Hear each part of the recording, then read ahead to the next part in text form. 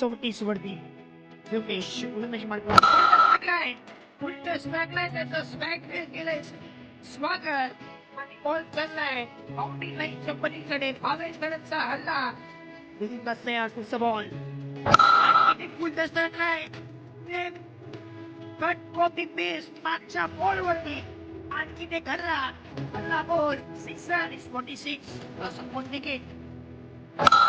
मध्ये तुला त्याचा परिपूर्ण फायदा घेतला जाता लगातारचा तिसरा सिक्सर जिंकलाय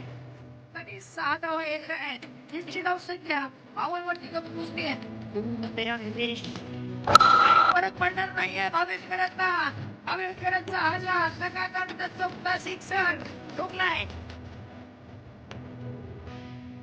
चालू आहे मारलाय